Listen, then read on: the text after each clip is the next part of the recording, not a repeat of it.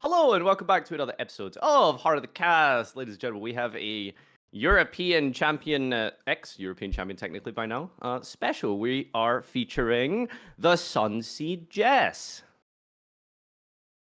Hi, Hi. Hi. Hello. thanks for having me. Yeah, you've been doing the rounds the last 24 hours, it seems. There's a lot of things to break down here. And of course, co-hosted by Mr. Schmidt. Hello. Konami's strongest soldier. All right. So basically, let's outline for everyone listening at home or not live or understanding outside of the Twitter space what exactly happened. Jess put out a video. Well, I suppose you could probably explain yourself, Jess. What's going on? What happened? Why is there a big kerfuffle? I released a video saying I'm quitting competitive Yu-Gi-Oh. That's the gist of it. Like, I listed a bunch of reasons which admittedly have been a bit controversial, Mhm. but not in a bad way controversial, it's just put up a lot of debate. That's like the gist of it. Yeah, Okay. so initially this was going to be a podcast where we recap Euros and talk about the format a little bit. And obviously just like talking about the format would have involved a lot of critique points that you've included in your video anyways. So we figured it'd be a good, I feel like you'd be a good guest on this specific episode where we just like take a look at the state of the game and then obviously talk about your reasons of what you were not happy about and all that kind of stuff. I'm also coming fresh off of reacting to your video on stream, so we're going to be having some stuff to talk about. I've heard, don't worry. I'm prepared. I watched yours over breakfast, so that's my homework preparation. But yeah, there's It's 3 p.m. by the way. from what I so from the discussion, I suppose there's quite a number of different aspects as well, some smaller ones that I think would be interesting to talk about specifically. But I think the overarching themes have been generally prize support and card design as I think the two main topics. But I guess like for the for the I think for the outset we probably should start with card design. I think that's maybe like the best way to tackle this intrinsically. So Jess, you said that your biggest issue with the game recently has just been the design of the cards, the power level of the cards, and the general design direction. Why don't you lay it out for us generally, and then we can start getting into the specifics of what exactly your issues are. Yeah, so I have like two main points when it comes to card design. I have the point, or 2 points I made were about my own enjoyment. I don't enjoy the kind of card design we have right now. And just the more blanket like effects, things like not specifically like I'm just using examples like Dimensional Shifter, like Drawn Lockbird. I'm just not a fan of those cards, playing them or playing against them. I don't like how they feel in the game. So when you say blanket, do you specifically mean lingering card effect, or how can you like specifically give this a category? Lingering effects. Okay. Things like it just feels like it's being encouraged because the power level's getting so high that they're becoming a necessary evil, and then cards like Voltrami being printed. That's not the kind of gameplay I enjoy. And then the second part is then with power level, and then that impacting, not just impacting players' enjoyment, but then impacting the amount of RNG we find. I think, especially at Euros, we saw, I think it was a Dinkham fan tweet saying like the top 8 at Euros only had 30 worlds points between them, meaning that the results are less consistent. Basically meaning that they didn't compete throughout the season, but explain that exactly. How does that translate to worlds points? So my example is more just like player consistency. So we saw less players, like very well known names in Top Cut, and it's always good to get new players into the scene. But I think so I just want to pause you right there, because that is definitely another subject. But let's track back a little, because let's start with the card design aspect, and of course we can start talking about player performance, just so we have like a bit of a structure. So let's first of all begin with power level. Don't apologize, it's fine. You said power level, so let's talk a little bit about power level. What exactly do we mean by power level, and why is it a bad thing? So by power level, I mean engines like Fiendsmith, and then cards like blanket effect cards, sorry, lingering effect cards like Mulchami, where it it's also about being able to compete with it, I think. Where it's these one card combo decks, or not one card combo decks, because again, I am very guilty of one card combo decks. I was about to. Yeah. Okay. It's these one card combo engines that are very, very splashable and increase the ceiling and consistency of pretty much every deck. And then make going first way too strong. Okay. Now what do we think about why is that a bad thing? Like, let's actually try and like lay it out in words. Like, why is it bad to have a higher ceiling in a deck where you do need to like draw multiple hand traps, or you do need a kind of board breaking card going second? Why is that a bad thing? Well, how would you word that? In my opinion, it's both. It limits deck building. So, especially if, let's say, the power ceiling is really high and board breakers don't work against a deck. Like, for example, board breakers don't do very well against like Fiendsmith Snake Eye. So it limits deck building, and it limits like the variation of deck building, because you have to play a ton of hand traps.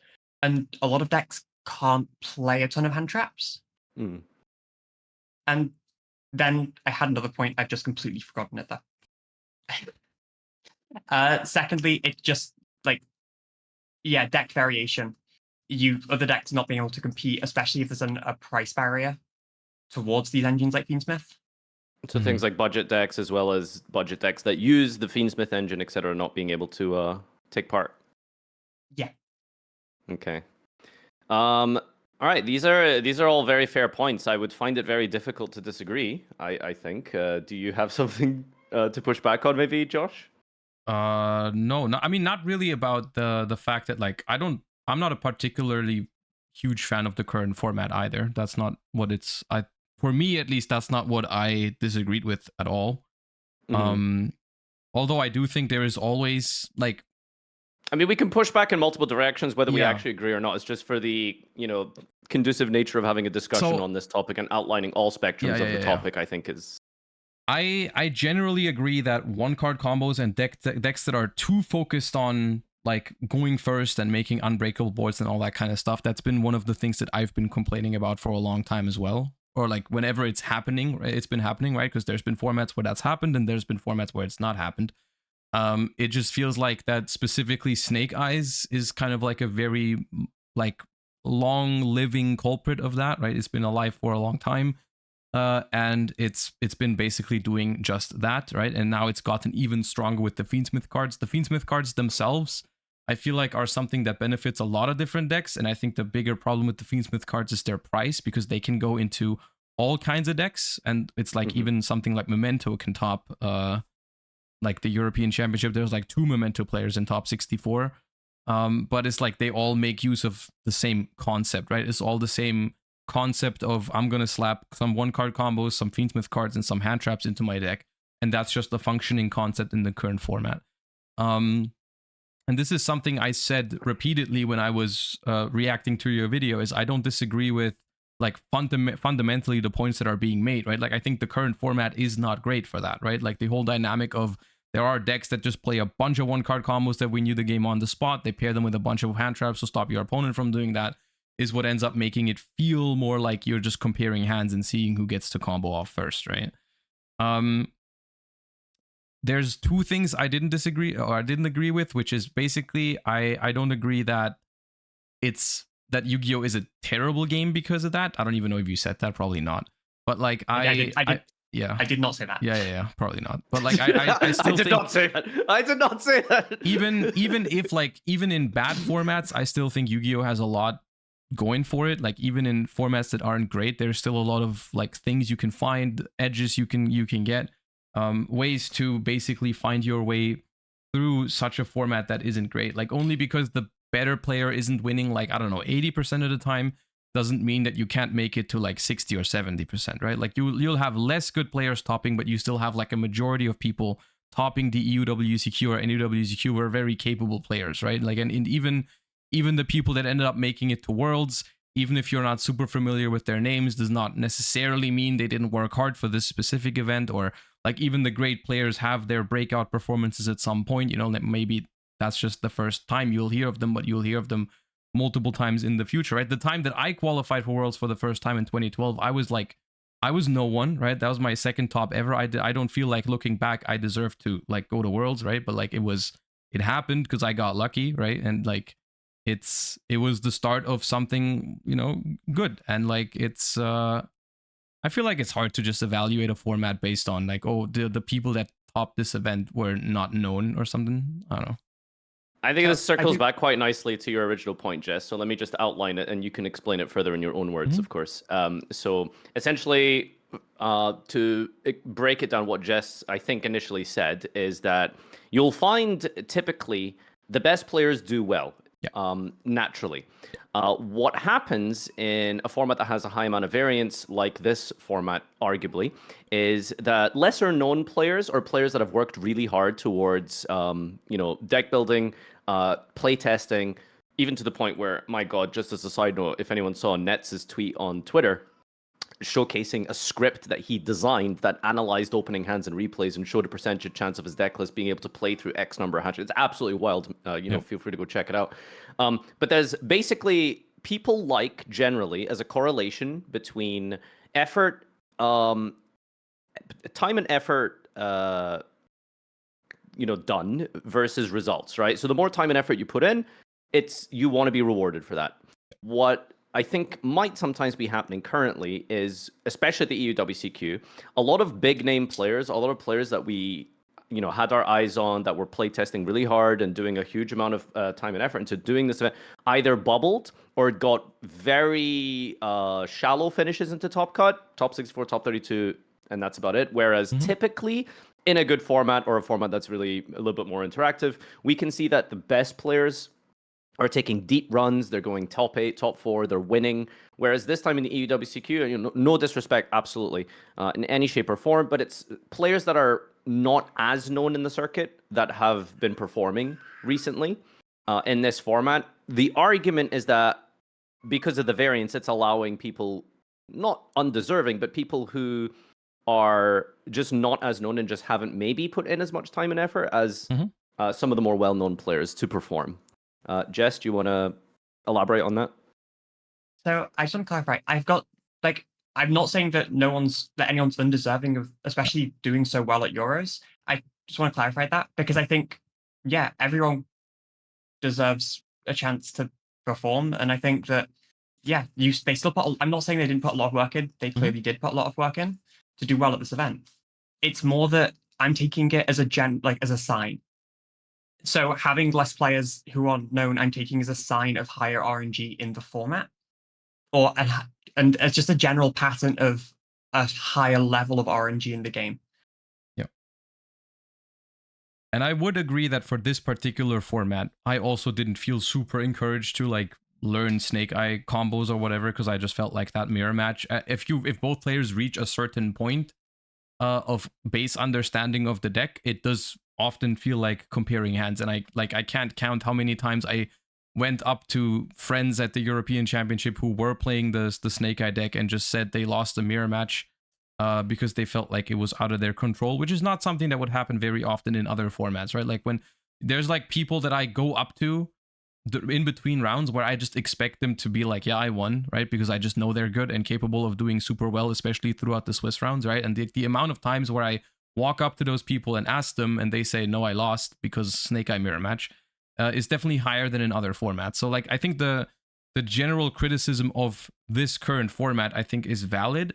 What I personally don't see is the game taking a general direction in that sort of like not into that direction. Right? I don't see how I don't recognize a pattern like that. I feel like in past years we've had a lot of great formats that weren't like this at all. I think this circles nicely. Go on, Jess. I was going to quickly say, I do agree that especially in the last few years, we've had a lot of like really good formats, and we had a lot of varied formats. I think my point with design is partly from just a point of enjoyment, because I don't enjoy the gameplay of the kind of how design is going. Also, it's cards like Mulchami. The Mulchami cards are just kind of it's the idea of them, where we're trying to limit decks in that way. That's like the red flag for in terms of where we're going with design choice for me.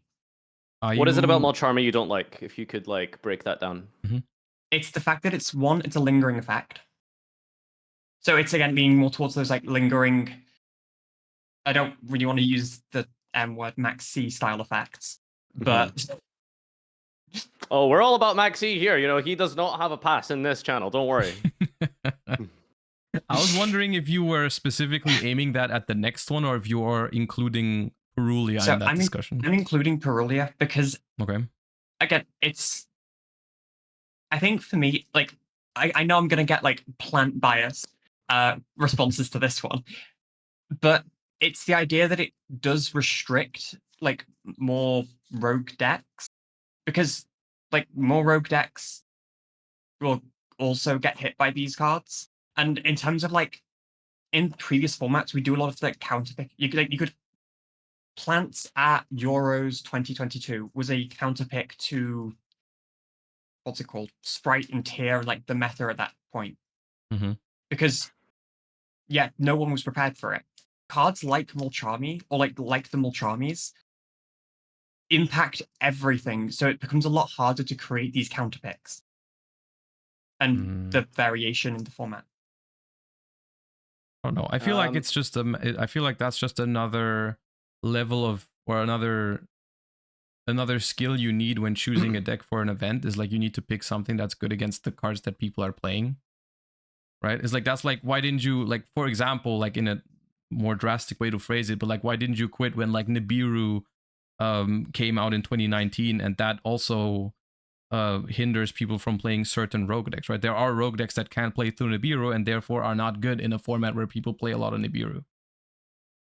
That is a valid point. Well, I'll push back about that specifically. I would say that there is a degree of outplay versus Nibiru, whereas especially, for example, Furiosa, I don't know what it's called. I'm just gonna call it the Mad Max. The next Mulcharmy, I definitely agree with you. That card is like dangerous card design wise. Like, it's just that's why I specifically was asking about Perulia as well, because I feel like Perulia was a card that I personally feel like has been a completely positive addition to the game for me. Because I just feel like it never has done anything super toxic when I was going second or when I was going first. It's never like, oh, my opponent has this card, I can't do anything, right? It's like I literally have ways to make my combo work with one special summon under Perulia, and most top meta decks have that. Like, yes, if you're playing a rogue deck right now that doesn't have that, like Sprite or whatever, you're gonna have a bad time against Perulia. But it's just a matter of, well, some decks are not suited for meta contention in certain formats because they're bad against the cards that people play, right? It's like, I feel like that's very normal. Like, if we were in a format where people were playing tons of back row hate, you wouldn't be able to play a back row deck. And it's like, if you're in a format where everyone's playing Droll, you can't play a deck that loses to Droll. If you're in a format where everyone's playing Perulia, then you just can't play a deck that plays that loses to Perulia, right? It's not necessarily terrible for the game, I feel like. So I have one counter argument to this, where because it is like more of these blanket style effects, 99% of decks do summon from hand, and Perulia is a card where it even just like one or two draws and then limiting your opponent's plays in whatever way is still very highly impactful. And I've completely forgotten where I'm going with this. I mean, it's a good card. I'm not saying it's not a good card. I just feel like there's a level to where a card is allowed to be good without being unhealthy for the game, right? Okay.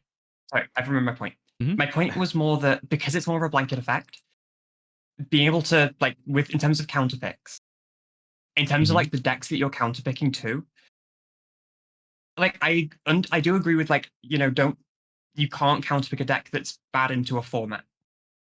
But these kind of cards aren't, like Perulia, aren't going to be format-specific cards because they're so generically good. These formats, these cards are going to be, in my opinion, probably around for the foreseeable future. So are you then saying that you can't play rogue, that you can't do well with a lot of rogue decks because these cards aren't format specific? I mean, I don't necessarily think it's terrible for the game if certain strategies from like years ago end up not being great anymore, even if it's for a long time. I think the issue with specifically the Mulcharmy cards is that they are so blanket to the point where counterpicking, I feel like, feels very... You're trying to avoid the least shit choice, which would be something like Sprite or Flew Under. Whereas in a worst case scenario with Mulcharmy, like, you're still probably going to 1-for-1 and inhibit your opponent's plays to the point where it's like they have to play awkwardly and suboptimally. Or do full combo and give you like three potential draws or something. And I think that's the biggest issue is like the Mulcharmy cards don't feel super specialized. Even the watered down one, Perulia, I think is kind of the problem, right? It feels like even Perulia is... I don't feel like the situation you've described is a problem at all. I feel like if those are the decisions you have, is like I go for a watered down combo, give my opponent 1 draw, or I give my opponent 3 draws and go full combo. I feel like that is not a problematic decision to make at all. That is 100% balanced. But the problem is that this circles back to the entire ecosystem of where the high ceiling of the current format is and where the format and ceiling of the game will be, which is, well, yeah, you need to do a watered down combo, but now your opponent is getting 2+ cards or something off of it, and because of just how powerful decks are, you don't really stand it. Like, if you give Snake Eye like 2 cards, like, I don't know if you're really going to stand a chance with like Mask Oak Pass. Do you know what I mean? Like, Oh, is going second too powerful now? Is that what we're talking? Like going first is now shit? Well, it's not that going second is too powerful. I think that they're trying to fix going second in incorrect ways, right? Like, I think like Band-Aid cards, which I feel like would be something like Mulcharmy, is not the best way to approach going second, right? Because you're just creating more variance by going in this regard, right? It's like... You know how frustrating it is to play against Tenpai. I don't know if I'm in a minority here. I find Tenpai, while it's not the best deck, one of the most frustrating type of decks because that deck feels very much at the mercy of, do I draw X, Y, Z cards, right? And then you win or lose based off of that interaction.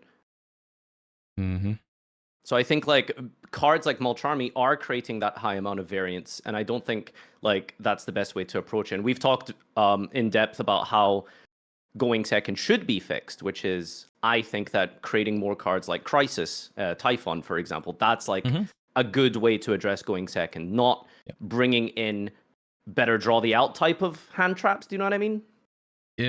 I understand. I agree. I just like I have a hard time accepting that argument for specifically Perulia. Like for Fuvaros, I have the exact same concerns because I feel like Fuvaros is way more of I just discarded and my opponent's choice is do nothing or do everything and lose either way.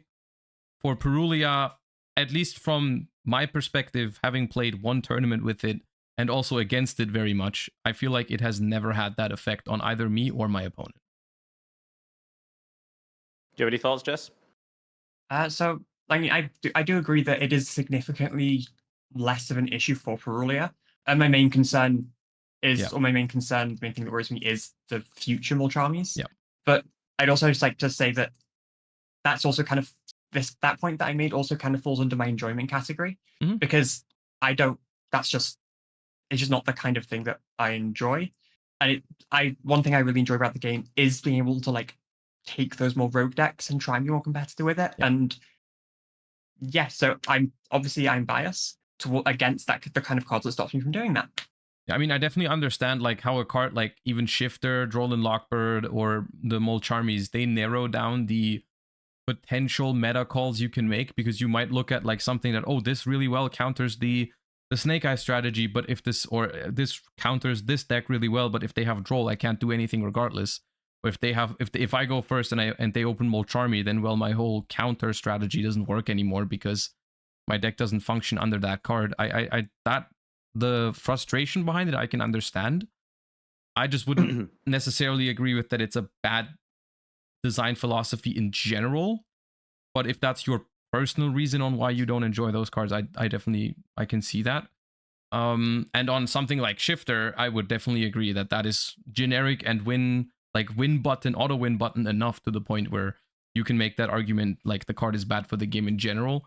I was just kind of like caught up on, I don't agree on Perulia being in the same discussion as Shifter or even Droll and Lockbird. Can we I think- establish? Go on. I was gonna say, like, my main issue, I admit, is with the highest impact ones. Mhm. For example, Droll, Shifter, Mhm. the new Voltrami, Yeah. especially the new Voltrami. Yeah, no, Do you agree on Droll specifically, Josh? Droll? I feel like Droll is the one I would name last in the category, like out of those three, like Shifter, New Molcharmy, and Droll. I feel like Droll is the one I'm the least scared of, but that's just because of the way that I feel like they've been designing decks more with Droll in mind recently. You know, there's a bunch of like, oh, this can also function under Droll. This can also add back from the graveyard or summon directly from the deck, or like the way, like, for example, I don't know, Centurion places cards from deck to the spell trap zone instead of searching them or something. They've definitely made steps to make sure a lot of decks don't auto die to Droll. And the other thing is, like, I feel like whenever there's a deck that just dies to Droll, period, that deck was not healthy to begin with. So I'm not really like, I'm not sad for the fact that plants can't play under Droll, I'm not gonna lie. But like, Shifter is like the kind of card that beats every deck, whereas Droll only feels like it beats the toxic decks anyways. So yeah. Ritual My decks in shambles. My counter argument Yeah. is, but then it's like, this is from like a philosophy, kind of design philosophy perspective. Should the game and should cards and entire decks be be designed around countering a card that isn't just like Droll anyway? Like, should See, I agree. I agree with you, because I think that, well, now if you're at a fundamental game design level, now making your cards work to beat specific other cards because of how impactful they are, I feel like that means that the cards you're creating around seem very toxic and unhealthy. Like, if you are from the ground up building your cards to beat specific cards in a format, then I think maybe those cards are far too impactful and too much of a centrifugal force of the game, then maybe they should be addressed. We've talked about this in the past, right? And I think the best example for this is Nibiru. I find it very, like, constantly these days, I find it very frustrating sometimes how good meta decks are at just beating that card. When, like, it feels like we're kind of leveling with Band-Aid fixes, right? It's like in 2019, Nibiru came out as a Band-Aid fix to combo decks, and it worked really well for a while.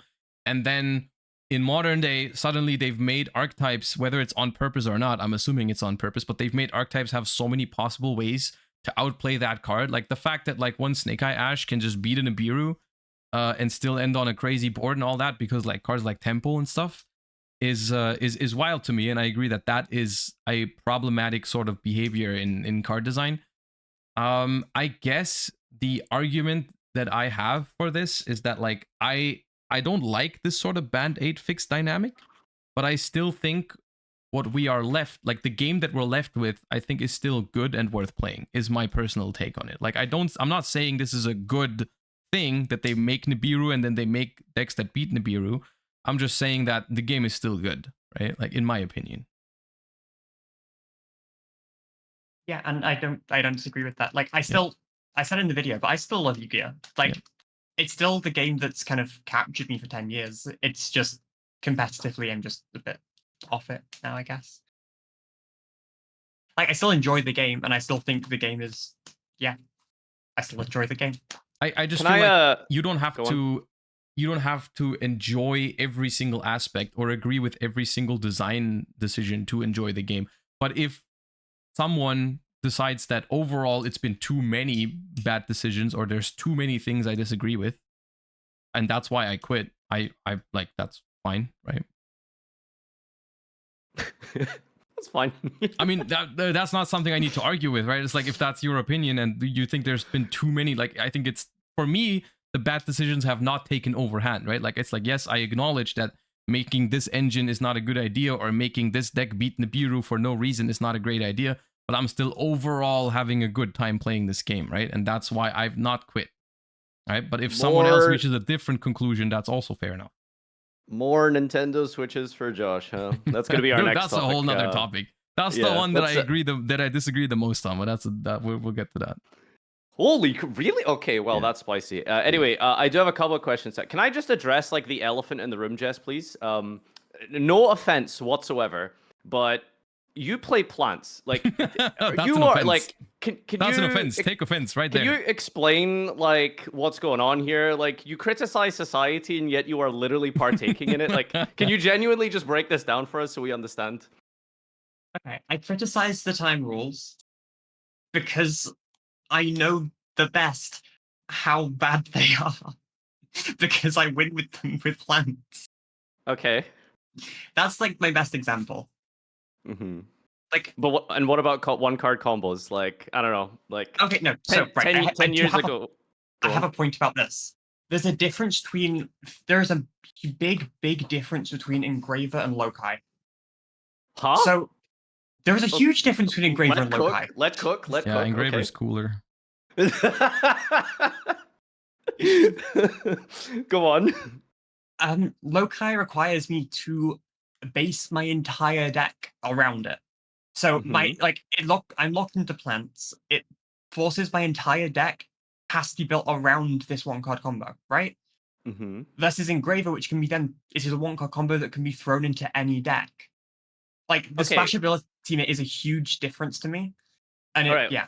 Well, hold up before we go into splashability of engines, because that is actually a very good topic. I just mean like fundamentally at the gameplay level of I'm gonna normal summon Loci. I'm gonna end on like 8 different layered of disruptions that all beat like every single board breaker in the game. Sometimes 2 of them at once.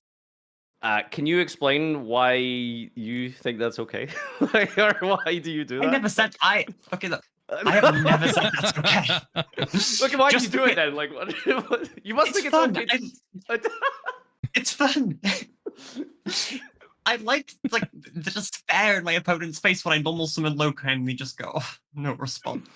I mean, to be fair, what they gonna respond to with Loci, admittedly, but okay, not to that extent, but it's just like Plant is a deck I enjoy because I like the evolution of it. I really like my main thing with Plant is I really enjoy breaking boards with it because I just enjoy how the deck works.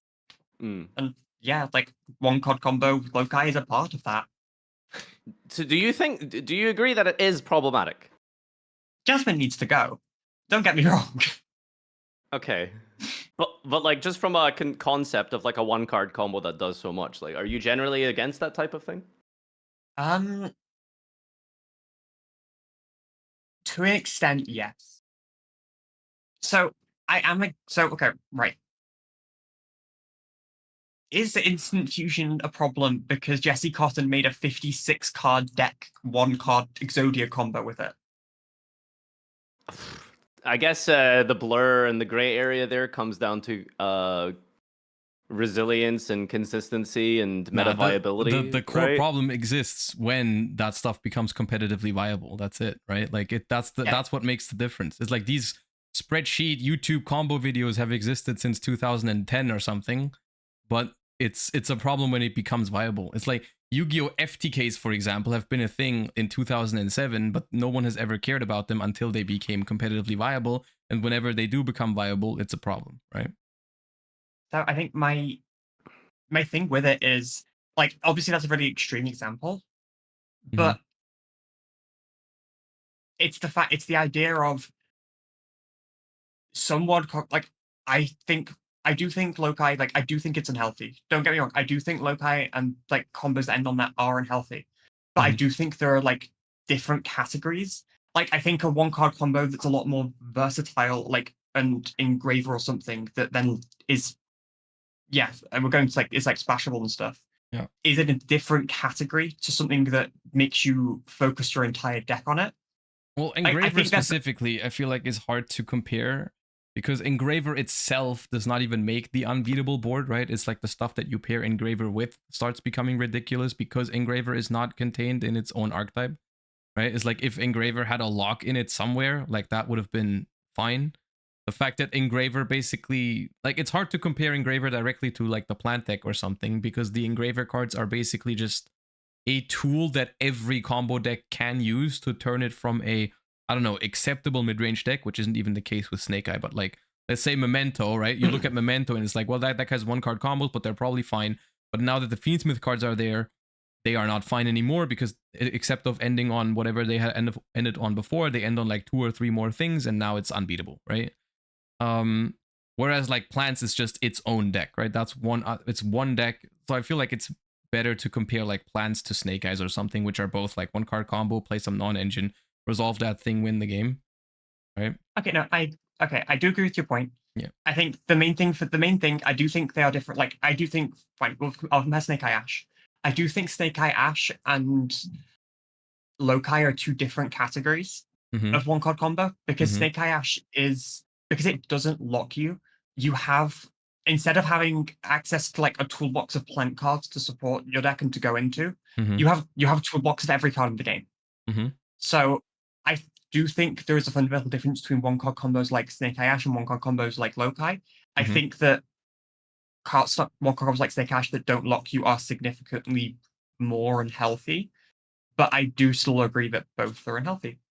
Yeah, I mean, I would only agree with that if there wasn't like infinite options for the plant end board anyways. So it's like, okay, yeah, the plant cards lock you out of like Appaloosa, IP Masquerena, but it's not like they don't have just the replacements that are as game winning. So my argument to that is through hand traps and through different interruptions. Your options is, so like if you hand trap Snake Eye, because these links are all generic, they have significantly more options compared to a plant deck where you only get to the actual end board pieces at the end of the combo. Yeah. So you end on, it's a lot less versatile. The Snake Eye stuff and 1-card combos like that, because they have a much wider toolbox, is, in my opinion, a lot more versatile and more unhealthy. Yeah, I could agree with that. The only thing is, I feel like the only point, or like why I don't think it's super helpful to even make this distinction, is I feel like the argument of my deck is healthier than Snake Eyes is not really the winning argument. It's like, okay, well, Yubel is healthier than Snake Eyes. That's fine. Memento is healthier than Snake Eyes, but it's... Well, I yeah. think the extra point here that Jess has brought up is the idea of locks and restrictions, which I think we can all agree if Snake Eye had something like, you can only summon fires for the turn after you resolve Princess, or the material required at least to fire, things like that would have definitely brought the deck in line. So I think like restrictions and locks is maybe, I would argue, a good solution for high power combo decks. I have 2 follow-up questions for you, Jess. Just number 1, like, what are your general thoughts on historical 1-card combos? Like, what are your thoughts on something like, Adamancipator, just starting with a tuner, snowballing into everything? What other egregious combos did we have? Maybe like a Zodiac Wrap here. Like, how do you feel about? So I hate Secular. Oh, don't bring him into this. Yeah, what do you think about those type of cards and those type of decks? Historically, well, I think it's different now. I think especially because we've got like so many hand traps and so many like counter options to combos. I do think it is slightly I think it's difficult to compare like modern day 1-card combo with Plant to previous like with 1-card combo with Rapier, because we only really had Ash and Ogre that were played. And cards like the Mulcharmies, cards like Nib that we didn't have before do make a big impact. So are you saying higher combo decks are fine because of the proliferation of more hand traps? I think that not just because of hand traps, just because there's an increase in hand trap and board breaker. Like the generic strong card toolbox is significantly wider than it has ever been. So I think the power level to an extent can be higher. I'm not saying like the 1-card. I'm not saying 1-card combos are healthy and that kind of thing, because I don't think it should just be strictly 1 card that does everything. But I do think that having a higher power level to an extent is more fine now, because as a result of increasing power level, we've had increasing power level of board breaker and hand trap cards. And in order to compete with each other, there has to be some kind of balance. Yeah, that is something I agree with. I think power creep itself is not necessarily a bad thing. It's always been happening, right? It's always been the case. in Yu-Gi-Oh. We've been having power creep every year since 2002. That goes for, I mean, I guess back in the day it wasn't super split into like non-engine and engine, but like nowadays we do experience like stronger engines releasing. We experience stronger non-engine cards releasing to combat stronger engines. I think it's something that is fine to an extent. I think it is something that obviously, but even like how in past years we've had outliers that were just very ahead of its time. I feel like we're having that right now with, for example, I think the main culprit at the moment is like decks that have very strong engines, one card combos, but also fit that engine really well into like 20 or 25 cards, so they get to play significantly more non-engine as other decks as well. Like Snake Eyes is specifically bad for this because they get to play like 20 hand traps for no reason. I feel like a deck like this could be fine if it just had more, like, if it required more slots in the main deck, I suppose. So it didn't open one card combo plus 4 hand traps every time, or 2 like starter extender 3 hand traps or whatever, right? Can I ask as a? Do you want to Sorry, make a point please, before I really want to make a point. Go ahead. Go ahead. You know what deck? You're going to say Plants is that deck, yes, and it's more healthy than Snake Eye in that regard. Yes, I know. Make my point for me. Got. Okay, so I just want to ask, like, as a principled question, how far should one card go? How much should one singular card do?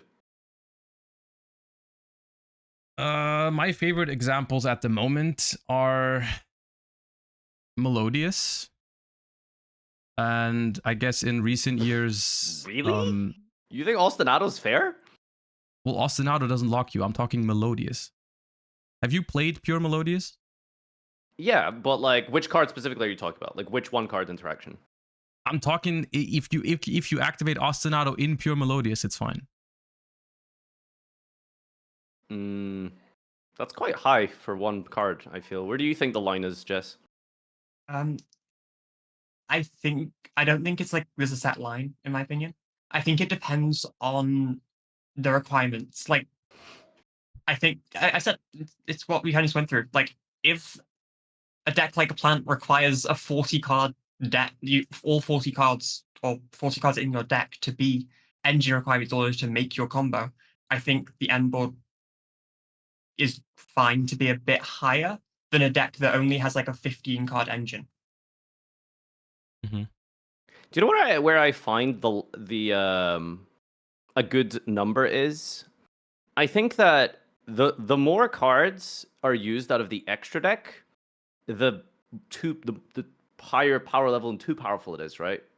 I don't know if you've noticed, but there seems to be almost a direct. Generally, I mean, there is a direct correlation between power and extra deck used, and I think like especially if you start hitting double digits of extra deck cards used for one card, that is a very big problem, in my opinion. But it's weird because there's plenty of decks maybe that have used a lot of the extra deck but haven't done as much.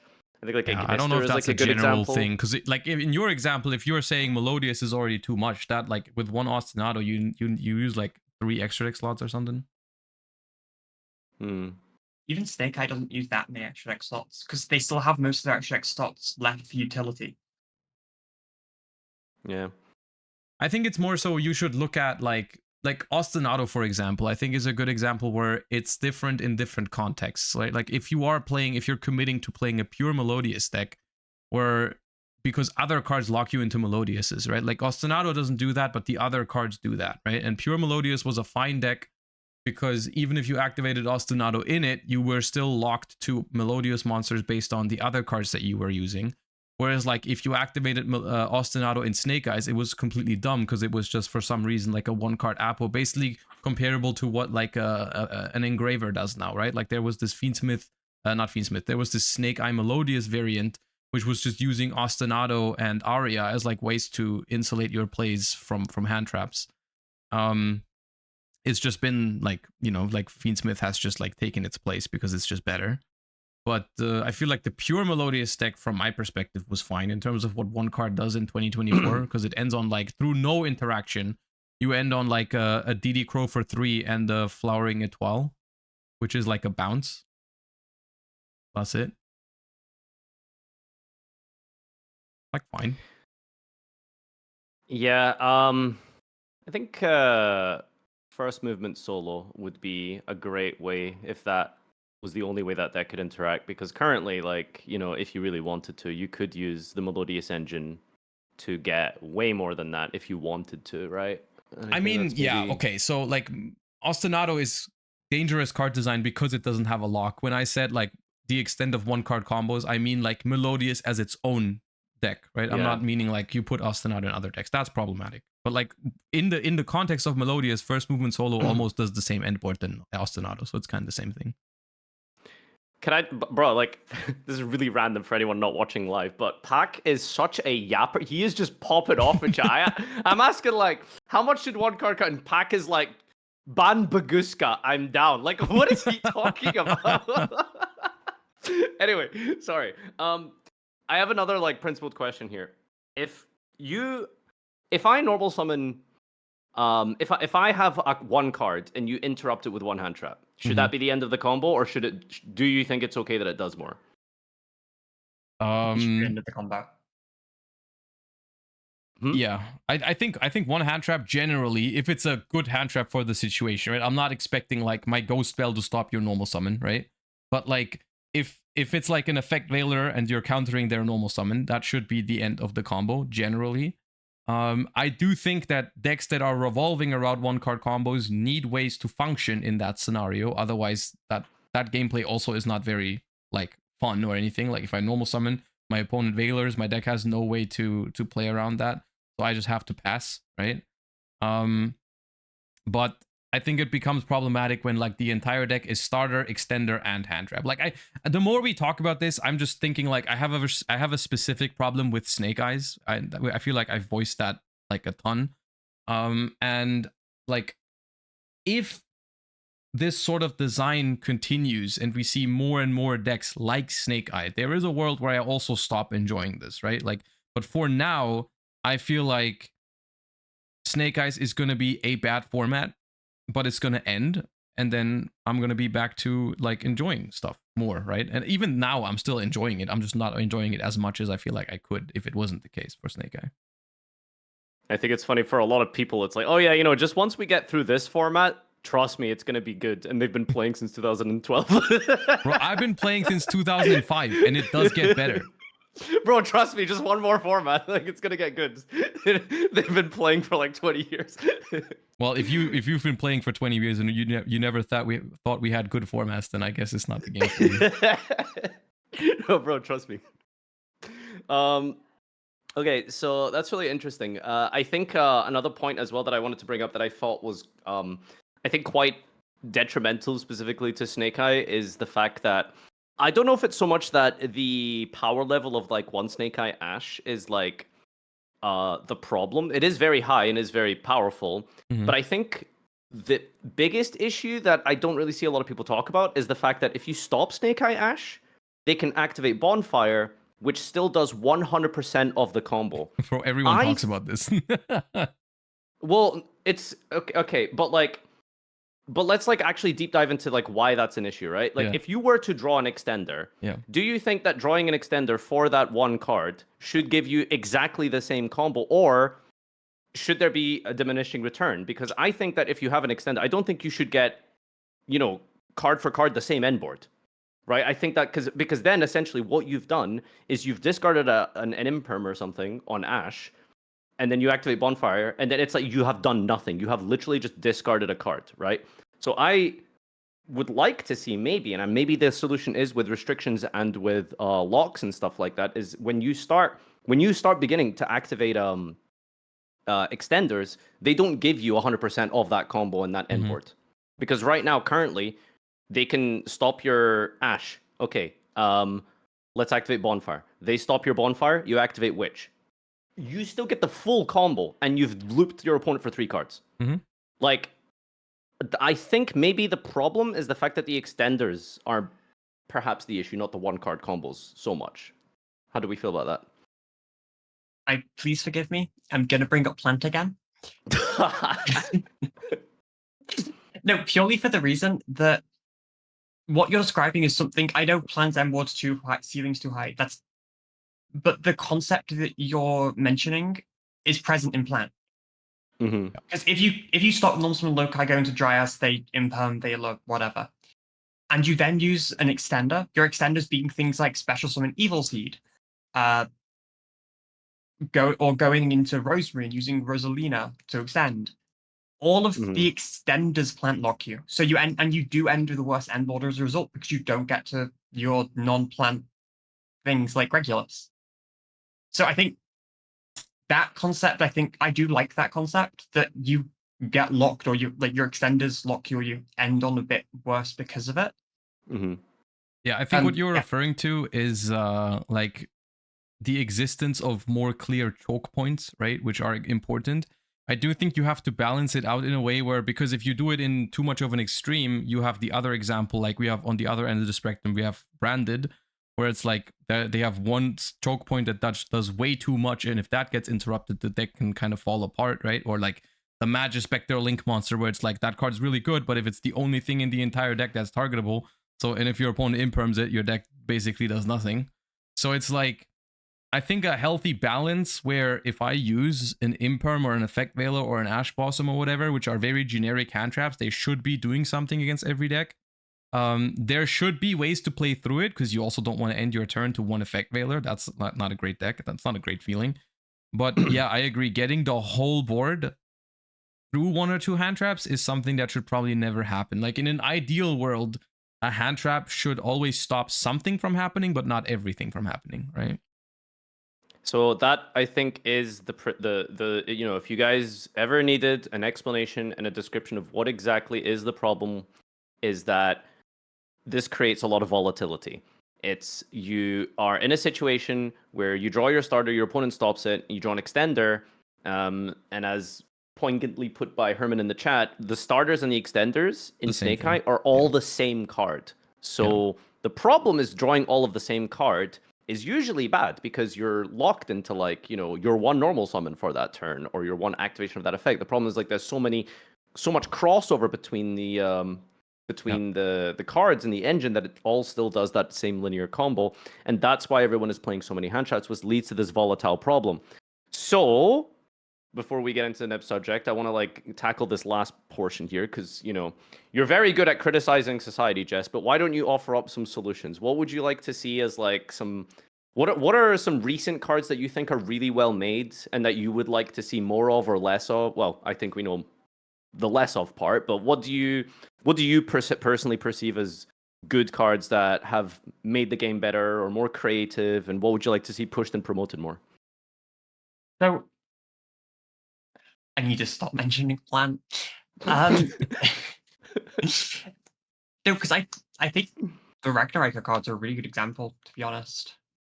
Like, having something like interesting, like the Tri-type lock, or the new there's the new some hand trap card that only lets you use like Dominus Purge, that thing. Cards, like weird cards that, not weird cards, but like cards that do have more locks. I just think more locks and restrictions would be a bit.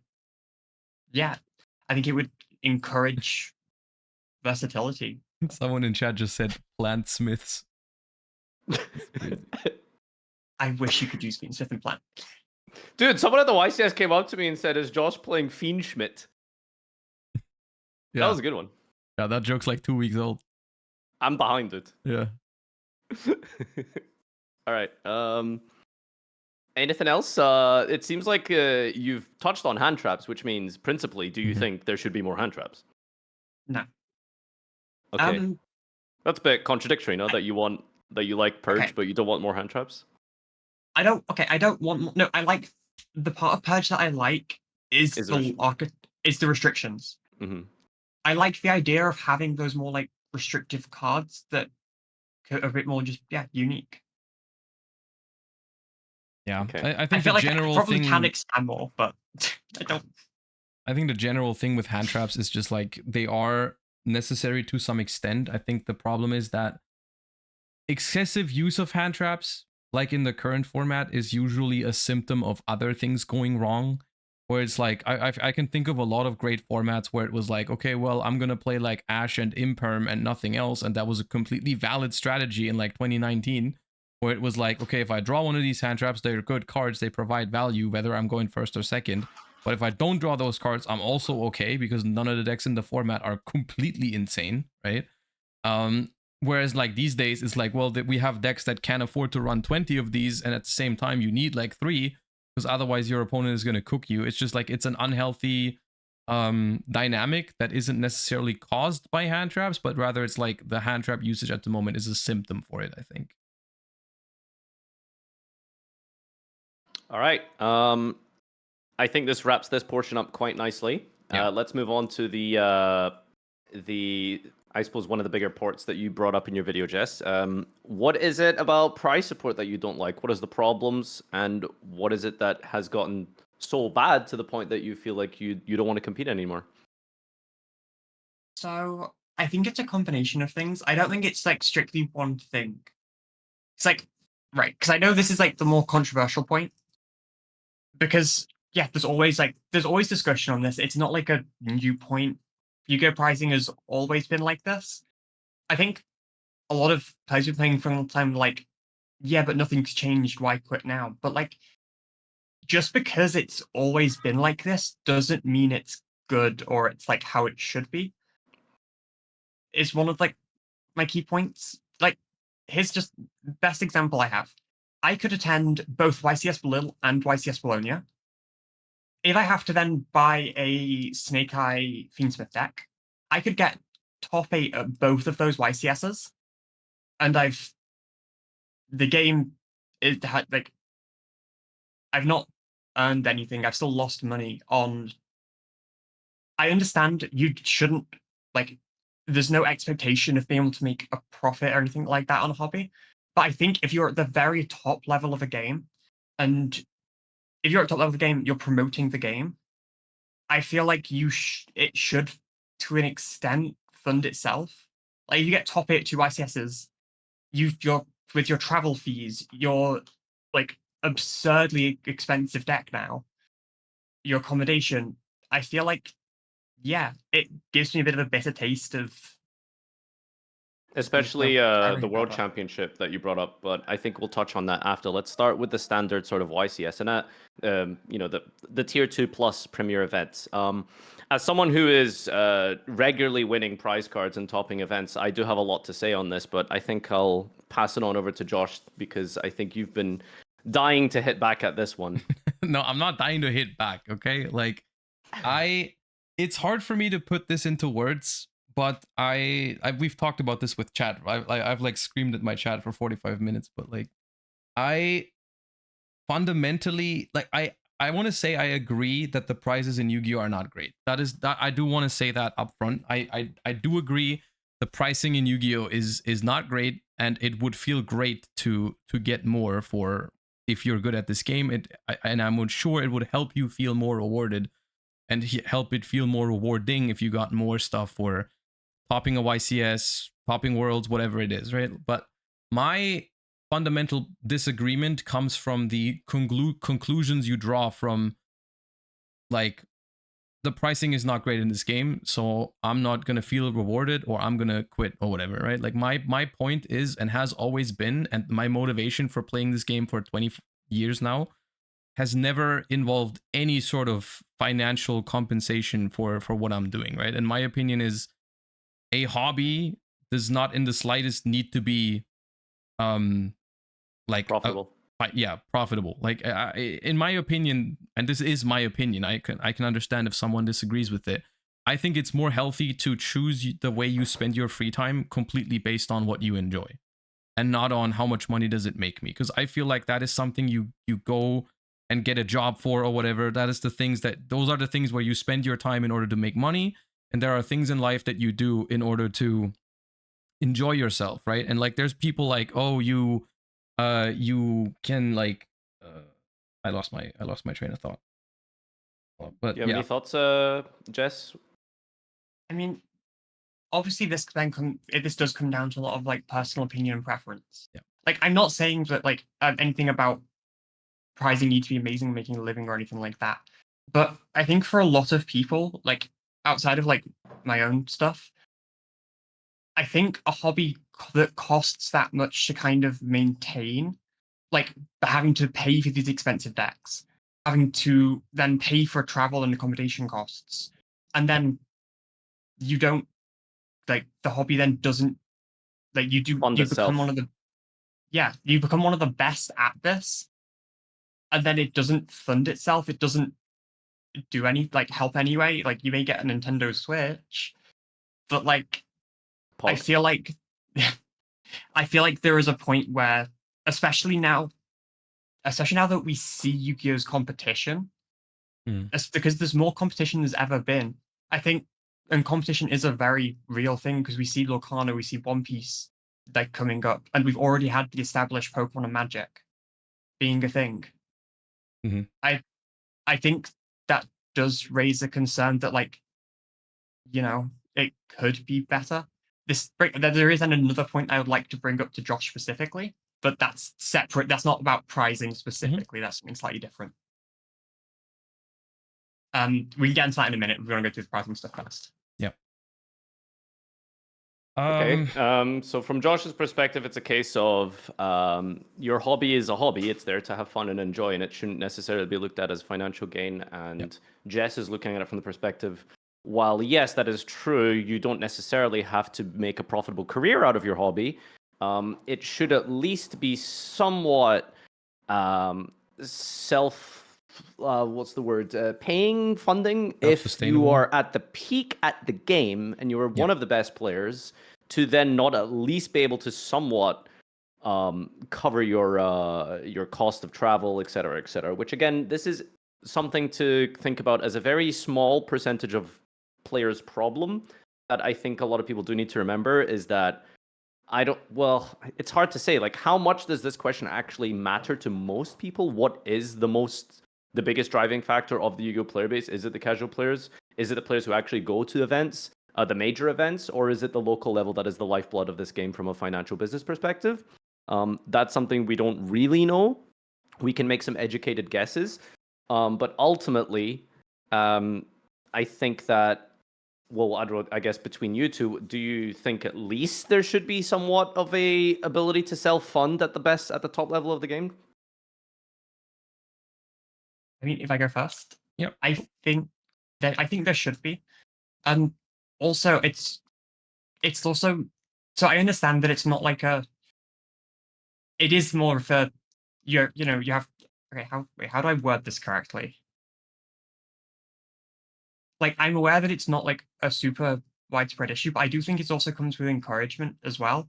Like, I feel like having prizing is also tops can if I give a result to someone outside of the game, it's a number. Right? If I say, oh yeah, I did really well at this event, it's a number. I came top 32 at this event. Versus like having like some physical like reward for it. I'm not saying money or anything, but like having more physical prizing other than just like a rubber mat. I feel like would also encourage people to seek out the top of the game more. I feel like it's a thing of because Yu-Gi-Oh does have a problem, not a problem, but like has a thing where we have an aging player base, right? So we have an aging player base. So we're not gonna have like we need newer, younger, like fresh players in the game.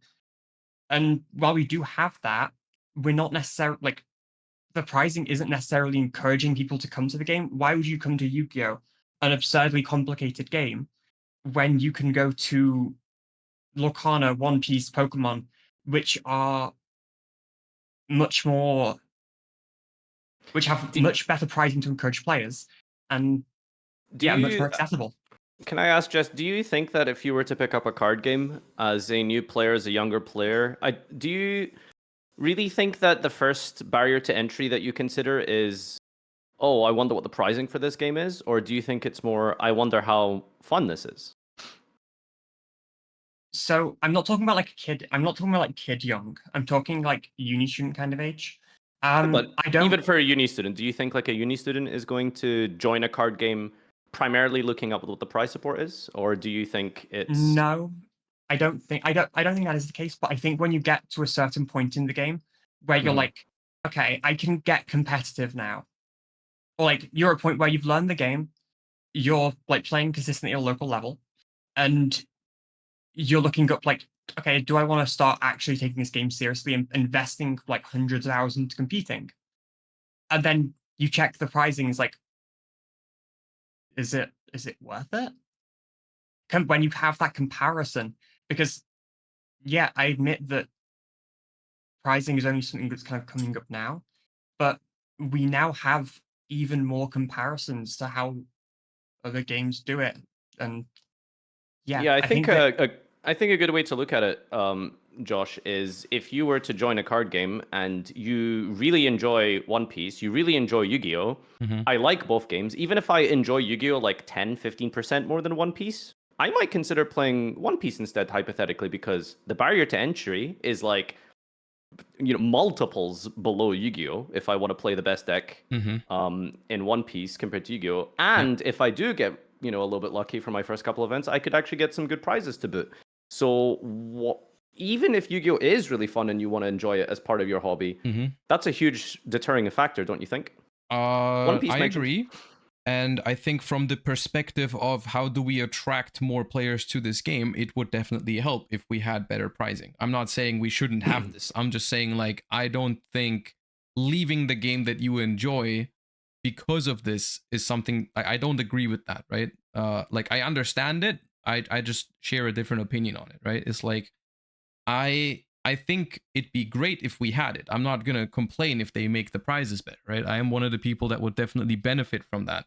I'm just saying, like, I would never quit because of those reasons. I just like to clarify, I am not quitting like competing Yu-Gi-Oh for just that one reason. I It is know. a Yeah, big yeah. I'm just combination saying, of like, in factors. general, yeah. No, I can see that, and I think that is like at each to their own point as well. And especially like you're someone who's had so many results in Yu-Gi-Oh. This brings up a point that I wanted to mention. Do you mind if we move on very slightly? Mhm. So with with recognition, right? Yep. You're recognized as one of the best players to ever play Yu-Gi-Oh. And Arguably, Farfa's friend. that more importantly. Yep.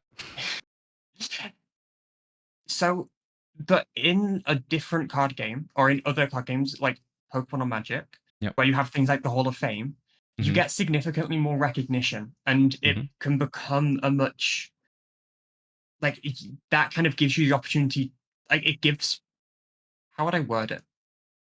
It Gives you gives players much more of a platform or opportunity to make a living out of the game because it gives you a lot more of a platform. Mhm.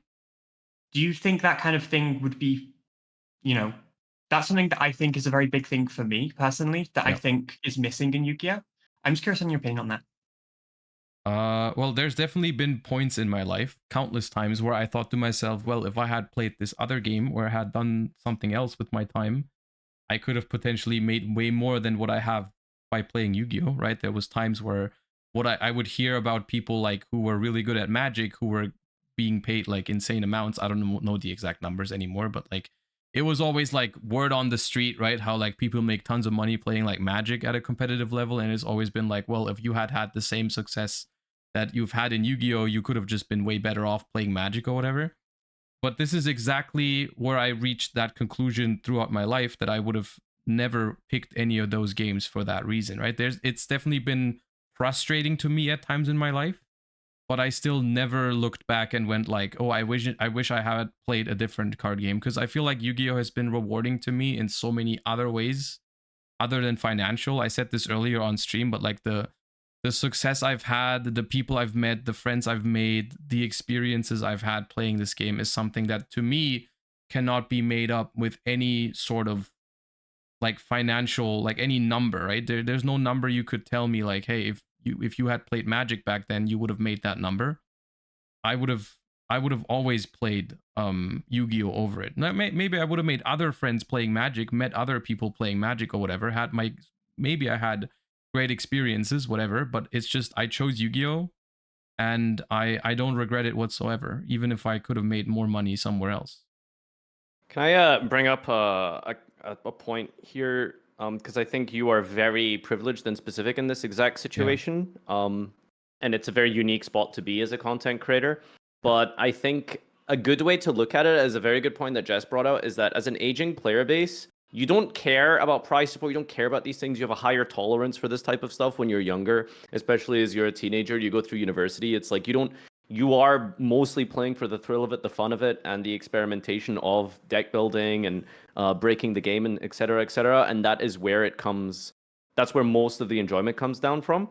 But a lot of the players and the veterans of the game, like yourself, for example, is, it is an aging community, and it's getting to the point where a large portion of that original Yu-Gi-Oh player base is now getting mortgages and jobs and families. And between choosing whether to, provide and put food on the table or partake in a hobby that is extremely demanding financially, even if they love Yu-Gi-Oh, they have other priorities. And so if they were to compete and take part, maybe they could get a couple of top cut finishes, maybe not that deep throughout the year because of the time invested and stuff like that. There isn't a way to self-fund. And most important of all is there is no real financial incentive to play Yu-Gi-Oh! Because it's always a net negative, generally. For 99% of the player base, probably it is a net negative. Yeah, which is the same for 99% of hobbies, though. Well... You think the average One Piece player makes money by playing One Piece? How many people put food on the table of their kids by playing the One Piece trading card game? It's not about providing that food. I just mean, like, when you have more financial commitments, I don't know if, like, a 900-pound Snake Eye Fiendsmith deck is, like... Yeah, they do. You guys are so delusional, Chad. Herman, you are the most delusional ever. Like, it's insane. I'm feeding my kids with One Piece trading card game. Luffy mentioned Insanity, dude. God. I'm on... Oh, yeah. Sorry, we almost had a live Noah reveal on stream. I even if it's like, I think a good way to look at it is like from a principled perspective. It's like, I think like what players want is their time and effort to be respected. Yeah. And I think for a lot of top players, I don't feel like getting a games console that's like, how old is the Switch at this point? I don't even know. Like for getting like top 4. Like feels like even an effort was made. Do you know what I mean? See, like I agree. I understand that feeling. I'm just trying to offer a different perspective. I don't think that recognition, that reward needs to necessarily come from the company. Like I personally cannot say that I don't feel rewarded for what I have done in this game, or for what like it's a very rewarding experience, not financially, but in a lot of other ways. And this is how I look at it. Yeah, I think the reward is a reward in and of itself, is like a very, almost an ontological, epistemological approach to like the very nature of being. And, that is just a human question you have to ask yourself when you pick up a hobby, is like, do you, want to enjoy this because you want to enjoy it, or something like that. But I think the problem is like, maybe you're looking at it somewhat exclusively rather than, with one another, right? I guess I don't think it's a one or the other. Yeah, no, that's the thing I should clarify. I don't think it shouldn't be that way. I'm not saying like they shouldn't give better prizes whatsoever and people shouldn't complain about it. I'm just saying, for me personally, the way to deal with it is I'm aware that the prizes could be better and should be better. It's just like, for me, the conclusion to this is not, I'm going to switch games to something else that pays better. I'm going to look at all the positives that this hobby has provided to me. And at the end of the day, to me, it is still worth it to play this game. It is not like, it's not as simple as my deck costs $800. I top the YCS, I get a mat that's worth 50. That equation does not add up. I'm going to quit the game. This is not like, to me, this is not where I draw my rewards from, right? Because I've been playing this game for so long.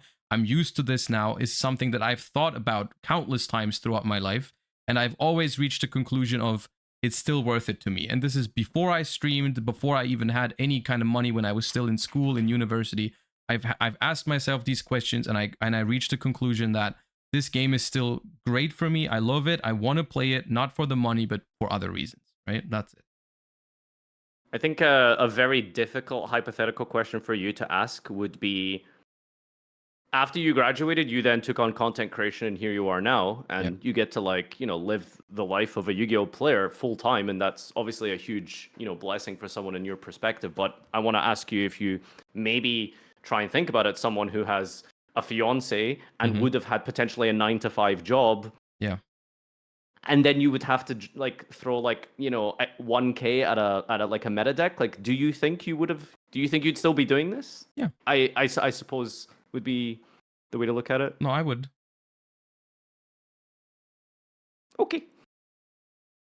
I mean, I mean, it's hard to really tell, right? Unless you're in that situation where you are like getting up at 7 a.m., going to your work, grinding, and then like trying to find the time to like make Yu-Gi-Oh, right? It's interesting because you said yes so bluntly, but for a lot of other players and for a lot of people who are moving away, that answer is simply no. Yeah, that's fine. That's the thing, right? It's like this is I think at the end of the day a highly subjective topic, right? I think what we can agree on is that the prizes should be better. And I want to emphasize that I agree on this, right?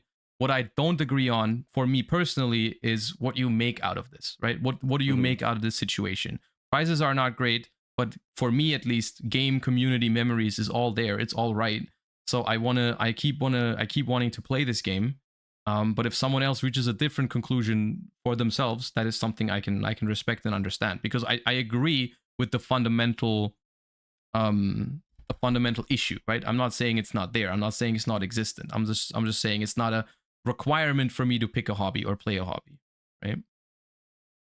I don't know if I'm correct in this, and it's something that we would have to really sort of somehow survey for the whole community. I think the biggest barrier to entry, I feel like the prize support could always be better no matter what, but I think the biggest change that I would like to see happen fundamentally is the entry point of the game. Yeah, I mean, the barrier of entry, I feel like, is a whole nother discussion, because I feel like the people or the arguments we're making right now, they are very much for people who are already involved in the game, right? It's not a barrier to entry problem, right? It's like Jess is not quitting the game because it was too hard for her to keep up, or because like she didn't know how to get into it, right? Like that's not the issue we're discussing right now, right? It's like these are very much issues for people that are already playing the game, already committed to the game, right?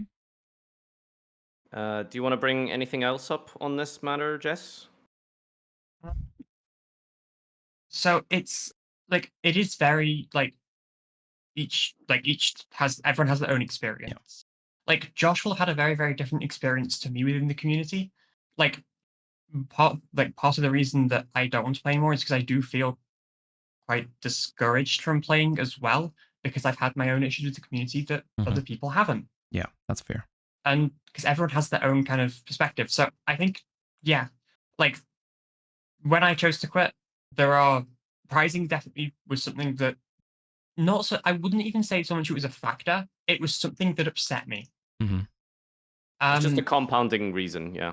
Yeah, it's like, it's one of the combination of factors, and that's something that upset me. And it's like, well, if I continue to like compete at the high level, I'm not really getting anything out of it.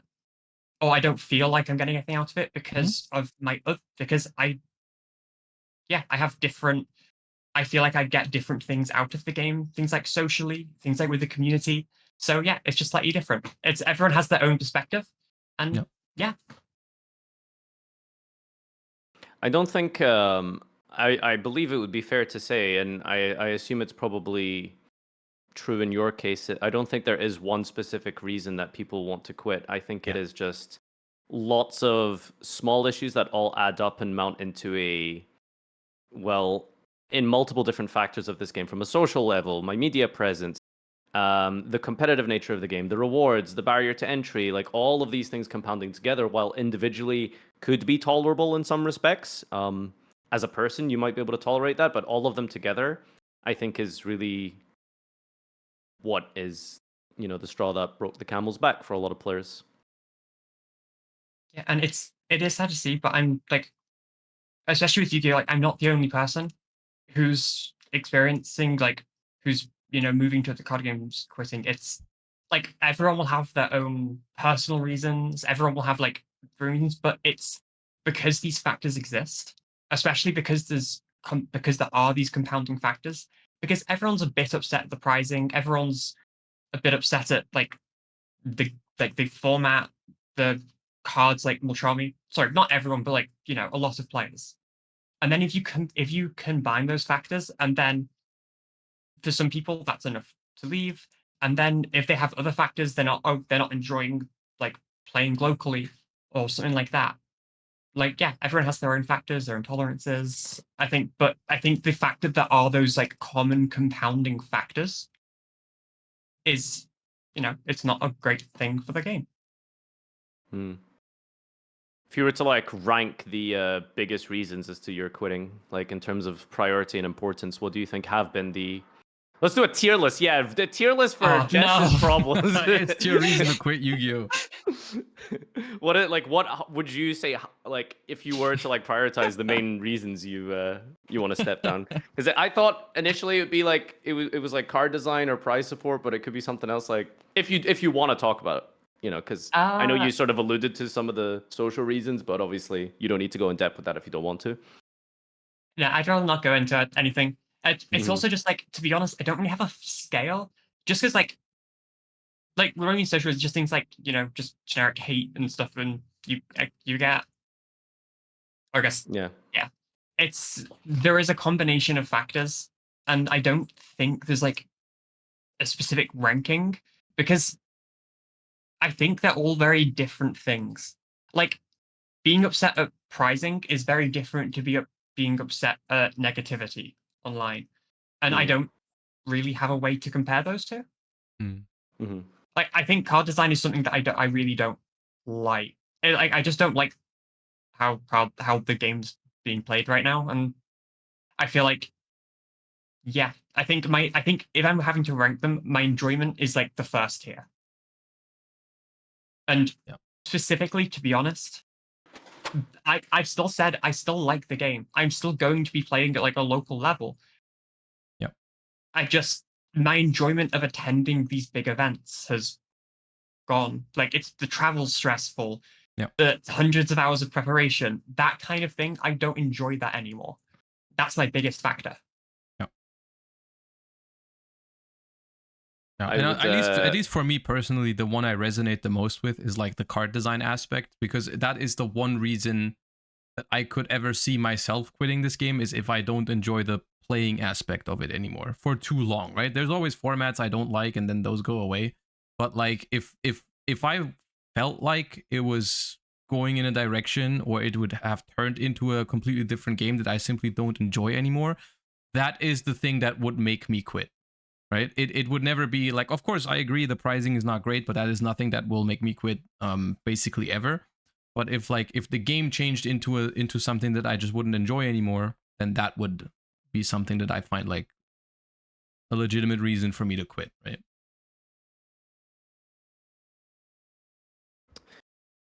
Yeah, all good fair points here. There was a couple of minor things that you brought up in your video that I can't really remember, but the primary ones were price support and card design. Is there anything else you want to bring up, Jess, before we kind of round out? Offhand, I can't really think anything. Like my primary points were to do with, I lose it. I've lost my enjoyment of of the game enough to where I used to have. I'm a very competitive person. I used to have all like the really competitive urge to like go to these big events, like these YCSs, Euros, to compete, and I just kind of lost it.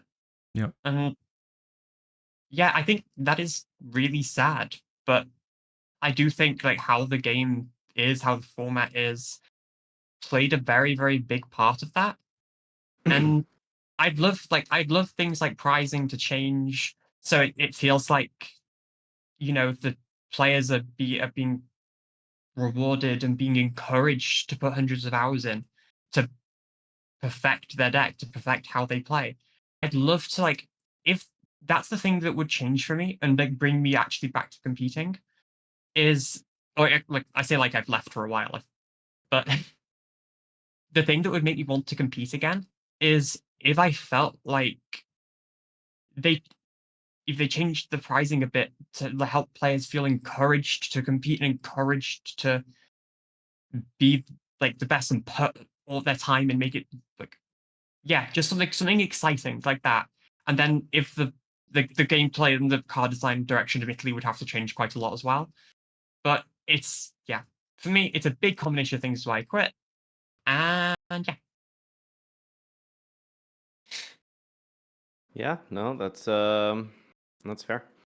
I will say that I'm just gonna make a prediction, and I think you'll probably be at the next European Championship. I don't think that competitive itch ever goes away. I think when you're playing at the local level, you will find yourself trying to make a deck work or trying to like optimize, and then before you know it, you're back into the spreadsheets and the playtesting sessions, and it's hard, man. Yu-Gi-Oh, you just like you never really quit. It's crazy, isn't it? So, and of course, it's a never say never thing, right? Like ultimately you don't enjoy the game currently, but that's not to say it can't change in the future. There might be a deck in the future you really resonate with, or there might be yeah, there might be more plant support.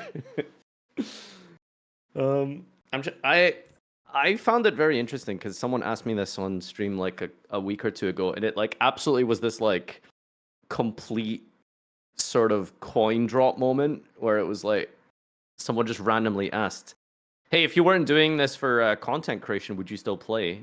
And I like genuinely like felt for a second like I don't think I would play TCG because I think the cost is just too much. I think if I was a regular, normal, non-YouTuber type of person, I think that would be it for me. I think the idea of having to spend like the obnoxious amount of money to play like at an entry level into the meta is like it's too much. And I think that there's lots of other options. There are plenty of good, cheaper decks. Like Tenpai is like fine and stuff like that. But I don't know. You just compare that number to like other games' entry level kind of decks or meta decks, and it just feels like whew, it's a big ask. Especially without rotation. Oh, sorry. There Go is on. one point I wanted to make based on what you said there, which is I felt quite similarly with just how, like, if I wasn't already established in this game, like, if I didn't have, like, yeah, the community around me and things like that, I don't know if I would be playing because I do feel like I've lost my enjoyment. And I think that was a big factor for me in wanting to step back from being competitive and stuff like that. And I fully admit I've been playing other card games and I've been having more fun with them, which was another factor. Like, if I'm having more fun with other card games that feel like, yeah, Yeah, it see, felt then I more just rewarding playing wholeheartedly other card. agree. Then you should be playing those card games, right? Because that's what you should spend your free time with. What gives you the most enjoyment, I personally think. Yeah, like I have like there's piles of like Magic and Pokemon cards on my desk right now. Oh. Like, yeah, I think that's the biggest reason for me. I did say was like it's enjoyment, and yeah. It's the hardest comparison to make because the resource system of those games are different. But like, is there anything specifically that's jumped out at you about those games that you feel do better than Yu-Gi-Oh, or like specific mechanics or types of styles that you think could translate well into Yu-Gi-Oh, or you would like to see more in Yu-Gi-Oh? So there's one thing that I think I would really like to see in Yu-Gi-Oh, which isn't from a competitive standpoint, but I feel like feel like a lot of people made this comparison, but like the alternative formats of Magic, like I've not looked at competitive like modern Magic, but things like Commander where it has like just a lot more ways to enjoy the game casually. There's just a greater variety of ways to enjoy the game casually, and I think that's appealing. And then, to be honest, I think just the change of pace has been nice for me because I've been like obsessed with Yu-Gi-Oh non-stop for like 10 years straight without break. I think having the change of pace and a different style of game has just been fun for me. All right, awesome. Any final points, Josh? I do want to get the Patreon question in. We can do that with Jess, I suppose. If that's Yeah, no, okay. I think we've talked about everything. I think at the end of the day, I think it's just a very subjective thing. I'm glad we were able to outline a lot of reasons and how to look at these situations. And at the end of the day, everyone, it's a hobby, and you choose what you do in your free time. So if you enjoy a different game more, then you should play that. And I think it's as simple as that. Even though the decision might not be as simple for everyone, but I think that's what it boils down to. Yep, that's it's a lesson as well that people can take from the internet as well, guys. You know, you can talk to people about things you disagree with, and it not turn into an absolute vitriolic shit show that sometimes on social media can become. I think a lot of people sometimes take personal offense when you don't like their hobby or don't agree with aspects of their hobby. I think sometimes really do find it almost because I think like when you criticize Yu-Gi-Oh and your life is based on Yu-Gi-Oh, then what you're indirectly doing is criticizing that person's use of their time, which then results in personal offense. It's a completely obnoxious way to look at it and perceive it, but unfortunately, that is kind of how it works for a lot of players. So please don't be offended if things you like or don't like or disagree with. That is just the nature of, you know, a hobby. It is what it is. All right. Yeah. Hit me with that Patreon question. Yeah, let's begin. So for one singular dollar, or about 80 pence or cents in euros and pounds, make sure you guys please join the Discord community. The Heart of the Cast Discord is available for just $1 membership, and you can take part in the community discussions and generally feeding and directing the topics of conversation over the course of our podcast. And of course, you can take part in the Patreon question, which we're going to do right now. This comes from Careless Mike. What do you think the next big step in Yu-Gi-Oh! Will be in terms of a master rule, and why are we still waiting? We've essentially passed the point, based on the history and pattern of the game, for Konami dropping a new mechanic. What do you think is the reason behind the delay on a master rule or a major innovation? Are they stumped on new extra deck mechanics, or instead, are they focusing their energy into other areas? Jess, why don't you answer this or share your thoughts first off the bat? A master rules is a discussion I've had recently because of needing to quit. It's one of the things that could make a big difference for me personally, because like how we saw Master Rule 4 technically, it has the Master Rule like Master Rule 4 has the ability to slow down the game and to kind of just put it in a very different pace or style, which could be quite refreshing. I have no idea why it's been so long. I think it's been so long because, for those of you who might not have thought about it or realized, but basically a Master Rule tends to follow the pattern of the anime. Whenever the anime is released, there's a new mechanic associated, and I think it's every 4 years historically. It used to be that we would get like a new summoning mechanic, a rule change, etc., etc. And I think we've reached the point, perhaps maybe it is an aspect of the R&D team realizing, well, a game without rotation or a game that has been around for so long, you can't just additively keep adding a bunch of mechanics, because then that critical mass of difficulty for the barrier to entry for new players just becomes absurd. So maybe let's take a moment to stop and just let players get used to all of the current mechanics right now, I suppose, is maybe the way they've looked at it. Josh? I tend to agree with this. I feel like they've reached the conclusion that we don't want to add new extra deck mechanics or new mechanics in general every other year.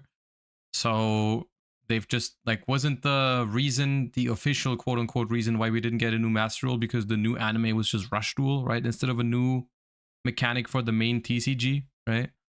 So I don't know if we had an official reason, but it is the one that logically makes the most sense. Yeah, right. Because normally we get a new summoning mechanic because there's a new anime that introduces those cards, and then they join the TCG. This time it was just Rush Duel was the new anime, and that's its own game. Because I feel like they didn't want to complicate Yu-Gi-Oh! The trading card game even further, which I tend to agree with. I'm not sure what I'm looking for or what we are in need for is a new mechanic. I feel like what we would need is maybe some small rule adjustments, even though I'm usually more of a fan of solving things by designing better cards, more careful balancing, all those kind of things that we typically don't have. But yeah, I think if anything, we're gonna get some small rule changes, but I think they're gonna try solving it with card design aspects, which I don't think we can trust the OCG people on. I think that's something that TCG needs to carry. Like another Megatin releasing the Nibiru Dark Ruler situation, maybe.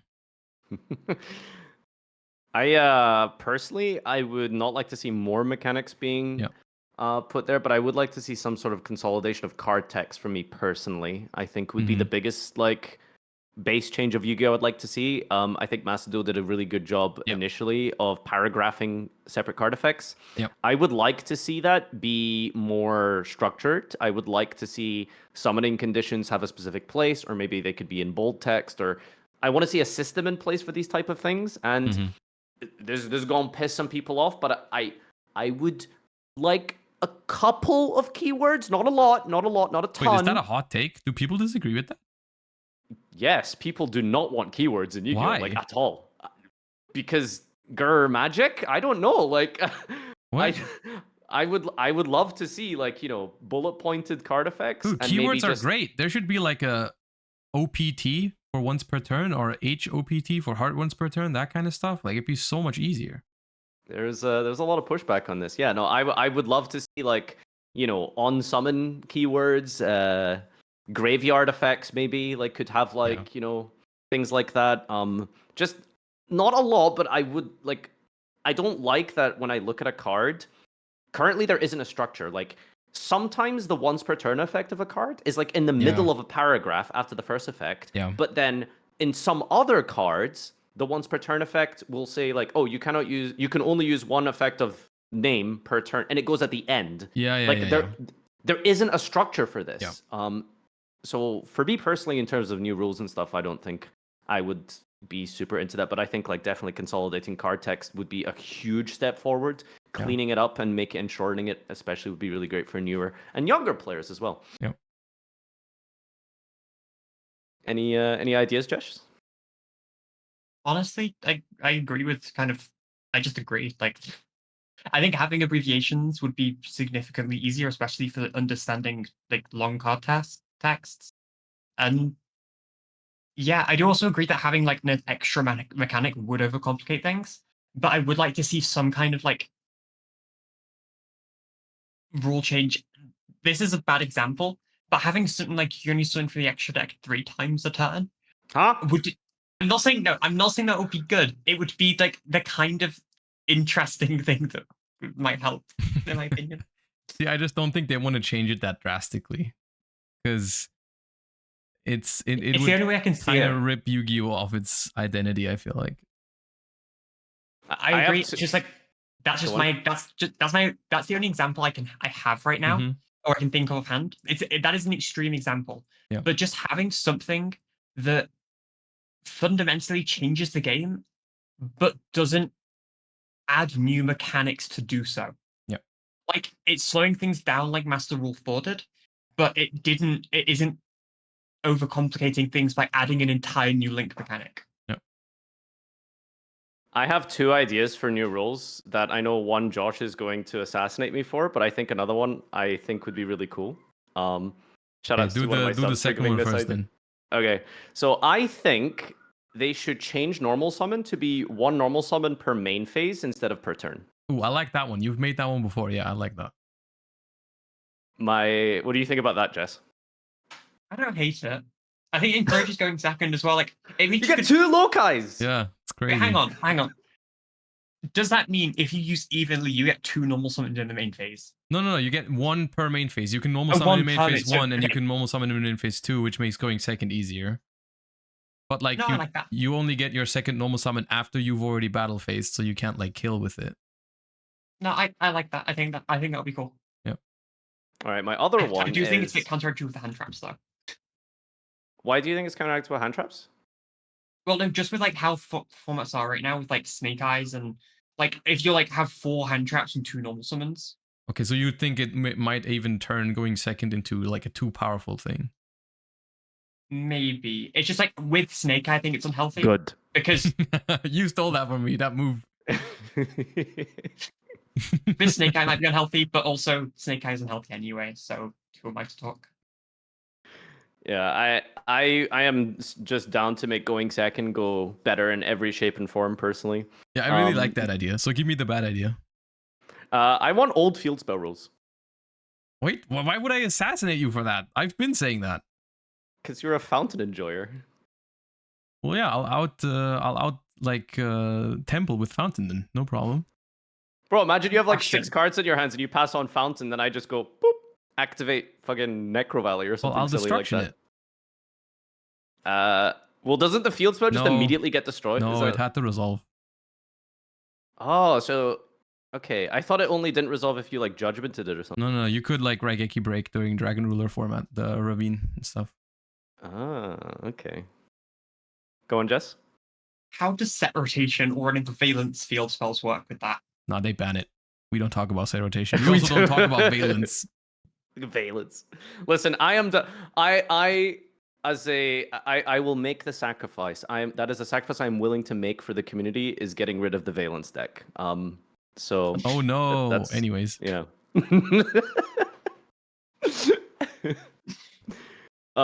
Yeah, I think any other like hot takes on like rule changes? What do you guys think about like the go second 6 card thing instead of drawing for turn?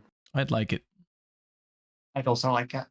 Like knowing what you'd get also just lets you play better with hand traps, and it lets you play better with timings on board breakers and stuff. For anyone in the chat who doesn't know what that is, basically there was a suggestion by Paolo made a while ago that they should let you start with 6 cards in your hand when you go second, but you don't get a draw phase. The only real what's the word counter argument I've seen to this has been, oh well, that makes hand looping extremely broken, which is, you know, well, maybe get rid of hand Counter looping. argument is that. Well, I mean, if you don't get a draw phase and you get hand looped for like 4 or 5, it makes talents extremely powerful because you know they're not going to get like a card. And Okay, stuff yeah. like that. It would make talents more powerful because you get full knowledge on their entire 6, right? You don't know the top deck. Yeah. It would make talents even more powerful because you'd like have full info on what they have and shuffle back their only starter knowing they will not top deck one. That's fair. I think in a world where you implement that rule, they'd probably unironically have to ban talents. Because like that is the one thing about talents that hand rip that's sometimes not insane, is if you like take away their starter and they just top deck another one or something. But yeah. And you just done nothing. Yeah. Talents is such a controversial card. Just like side note real quick. Do you guys think that card should be banned? I like it. I wouldn't ban it, but I wouldn't hate if they banned it either. It's so divisive. I mean, just look at the chat. Like it is literally 50%. I don't usually play talents because it's one of those cards that like is absolutely busted in game winning or completely unplayable, and I hate the variance that it ends up with. Oh yeah, it definitely feels bad sometimes when you have a talent and it's just not live. Yeah. Especially like if the dominus cards end up becoming like more prevalent, then like, you know, that just kind of makes it even worse. And I think that's why Imperm is like such an incredibly good hand trap right now, as well as it does the activation of talent. So and they're doing more like the dominus cards, also the Malcharmies, which are incentivized to be like shotgunned in draw phase, do not play into talents. Exactly. Yeah. All right. Well, I think we should wrap up here. Any final closing statement, shout outs, or anything you want to make, Jess? No, just thanks for having me, and having a discussion.